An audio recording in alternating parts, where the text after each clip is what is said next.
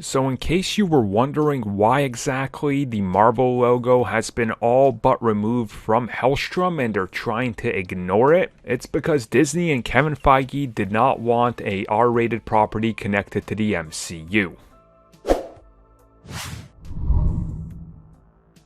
So there is already plenty of interviews and little pieces of details coming out about Helstrom. There was, of course, a stream, there was the trailer reveal, IGN has a few articles, and there's more and more info coming out. And in one of the articles, they go over the lack of the Marvel connection, and why it's not even branded Marvel or anything like that, even though it was when it was originally revealed. And what they say is the fact that Helstrom, as it continued to be developed, they were looking at it as a hardcore horror series that's bloody, violent, and going into the R-rated territory.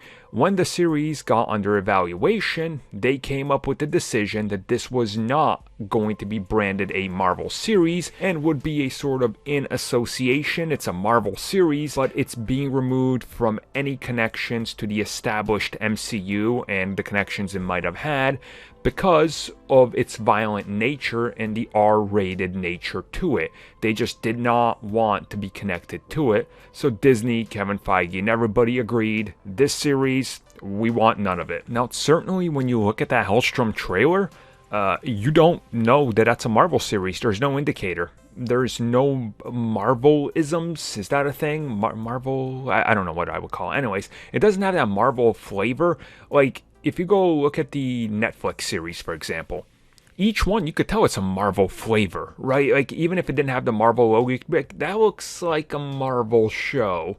This doesn't. This definitely does not. And I can see why they were allowed to finish and why they're just like, we're just going to remove the Marvel logo from it. Hulu, you advertise it as an original, and that's what it is. And it's an original Hulu series, Helstrom, and that's it. Don't toss that logo on there other than, you know, it'll be in one location.